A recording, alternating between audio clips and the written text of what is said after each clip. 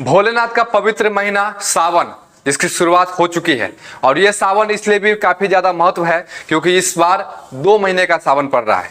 देखिए, बातचीत करने के लिए हम महावीर पीठ मंदिर जो चंदवारा पानीकल चौक स्थित है, यहाँ के पुजारी हैं नारायण बाबा और अंजय मिश्रा। ये दोनों यहाँ पे रहते हैं, पूजा पाठ करते हैं। तो सबसे पहले जानेंगे कि इस बार सावन के महीने में क्या योग बन रहा है, क्योंकि इस बार 8 सोमवारी पड़ रहे हैं और 8 सोमवारी में कौन कौन सा सोमवार जो है काफी ज्यादा महत्व होगा भक्तों के लिए, और इस सावन में क्या करना चाहिए क्या नहीं करना चाहिए। तो सबसे पहले नारायण बाबा, इस बार जो सावन पड़ा है, सावन का महीना बताया जा रहा है काफी वर्षों के बाद ये सावन का महीना पड़ा, इसमें 8 सोमवारी। ये सावन के महीना में अगर पुरुषोत्तम मास पड़ जाता है तो वह अति दुर्लभ योग बन जाता है।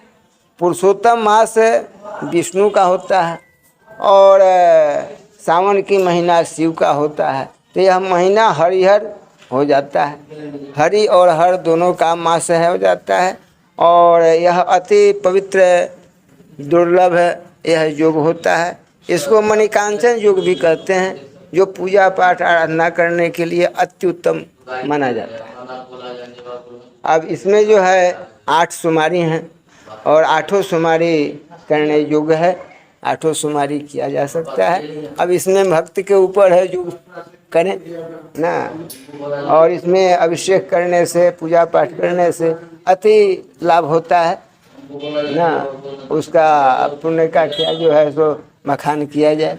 कहा जा रहा है कि सोमवार इस बार जो सोमवारी पड़ रहा है उसमें कहीं ना कहीं बीच में मलमास भी पड़ रहा है। 1-2 सोमवारी के बाद बीच में मलमास पड़ जा रहा है, फिर उसके बाद जो आखिरी का सोमवारी है उस सोमवारी को फिर से जलाभिषेक होगा। ऐसी भी बातें निकलकर जो भक्त हैं उनके द्वारा सामने आ रहे हैं। लोगों का कहना है, लोगों को कई तरह के बातें जो है वो भी शहर में चल रहे हैं, बहुत जगह चल रहे हैं। अंजय मिश्रा बाबा हैं, इनसे जानेंगे 8 सोमवारी है, बहुत भक्त बहुत तरह के बात कहने को देखने को सुनने को मिल रहा है कि कुछ लोग कह रहे हैं कि 2 सोमवारी के बाद ये मलमास पड़ जाएगा, कुछ लोग कुछ और कहना है।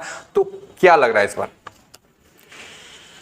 जैसा कि यह श्रावण अधिक मास लग रहा है, जिसको पुरुषोत्तम मास भी कहते हैं, यह 19 साल के बाद लग रहा है।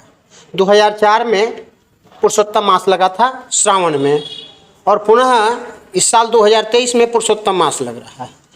तो पुरुषोत्तम मास को अधिक मास भी कहते हैं, मलमास भी कहते हैं। पुरुषोत्तम मास खासकर विष्णु भगवान के लिए उत्तम माना गया है। इसमें विष्णु का पूजन, विष्णु का आराधना, विष्णु का ध्यान, विष्णु का यजन उत्तम होता है। अब देखिए क्या संयोग है कि श्रावण महीना शंकर भगवान का उत्तम है और अधिक मास भगवान विष्णु का उत्तम। तो हरि और हर जिसको कहते हैं, हरि मतलब शंकर भगवान, हर माने विष्णु, हरि मतलब विष्णु भगवान और हर माने शंकर भगवान। तो कितना अच्छा योग मिला है, हरि हरात्मक हो गया है, तो यह बहुत उत्तम हो गया है। हरि और हरात्मक हो गया है, मणिकांचन योग भी कहते हैं। तो इस बार 8 सोमवारी हम लोग को मिल रहा है, जो कि क्रमशः पहला सोमवारी 10 तारीख को हो रहा है, पुनः दूसरा सोमवारी 17 तारीख को हो रहा है। 17 तारीख के बाद जो आपको 24 जुलाई को जो सोमवारी होगा वह पुरुषोत्तमी सोमवारी कहा जाएगा, पुरुषोत्तम मास का पहला सोमवारी होगा। पुनः 31 जुलाई को पुरुषोत्तम मास का दूसरा सोमवार होगा। 7 अगस्त को पुरुषोत्तम मास का तीसरा होगा और 14 अगस्त को पुरुषोत्तम मास का चौथा सोमवारी हो। चौथा सोमवारी तो सारे तो 1 महीना बीत गया। हाँ। और सारे मलमास, हाँ, कह सकते हैं यह सारे ये 4 जो मैं बताया 24 से और 14 के बीच यह पुरुषोत्तमी मतलब कि मलमास का 4 सोमवारी होगा।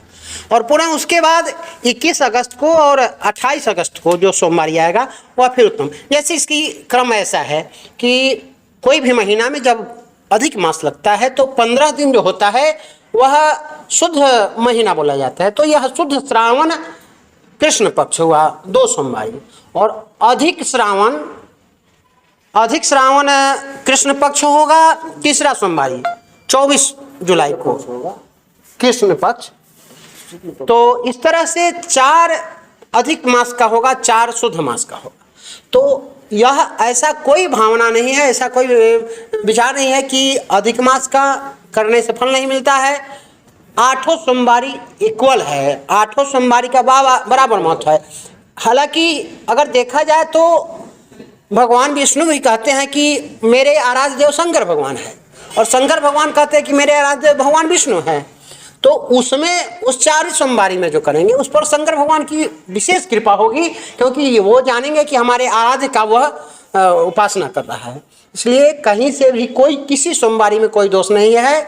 और जहाँ तक रही बात कुछ लोगों के कुल देवता का पूजा सावन में हुआ करता है, तो वह कुल देवता का पूजन जो है ना, वह 6 सोमवारी बीत जाने के बाद जो जिसका जो दिन का कुल देवता का दिन हो, जैसे बुधवार, किसी को शनिवार, किसी का बुधवार, किसी को शनिवार, तो इस बार एक और योग मिल रहा है। जो बुधवार, वह लोग को बुधवारी व्रत होता है और सप्तमी व्रत होता है, तो बुधवार और सप्तमी दोनों संयुक्त रूप से मिल रहा है, तो बुधवारी करते हैं उनका भी उसी दिन पूजा हो जाएगा। और दूसरे सावन के शुक्ल पक्ष में, दूसरे सावन के शुक्ल पक्ष में सारे व्रत किया जाएगा। और सप्तमी हो या कुल देवता की पूजा हो या नाग पंचमी हो, वगैरह वगैरह जो भी है, उसमें गृह प्रवेश वगैरह भी है, तो ये सब जो है किया जाता है। क्योंकि मलमास में इसलिए इसको अधिक मास कहते हैं कि इसमें जो है क्या कहते हैं कि इसमें संक्रांति, सूर्य की संक्रांति नहीं, और सूर्य की संक्रांति नहीं होती है, इसलिए इसको मलमास कहते हैं। यह पुरुषोत्तम मास भी है। पुरुषोत्तम जो भगवान हैं वह अपना नाम और अपना गुण सब इसको दिए हुए हैं। इसका मालिक स्वयं भगवान विष्णु हैं, तो इसलिए जो है यह अति उत्तम है। पूजा पाठ इत्यादि करने के लिए यह अति उत्तम युग है। इसमें जितना भक्त लोग जितने अधिक से अधिक मात्रा में कर सके करें, और उससे अधिक फल प्राप्त करें। जिनका घर का देवता का पूजा होता है सावन के महीने में, जैसे कि बहुत लोगों का होता है बुधवारी, बहुत लोगों का होता है शनिवार को, ये 2 पूजा होता है, सावनी घड़ी के नाम से जाना जाता है, बिहार में खास करके बात करेंगे। तो उन लोगों के लिए क्या होगा, मतलब किस प्रकार से वो लोग करेंगे? दूसरे सावन के शुक्ल पक्ष जो आता है तो उसमें करेंगे ना।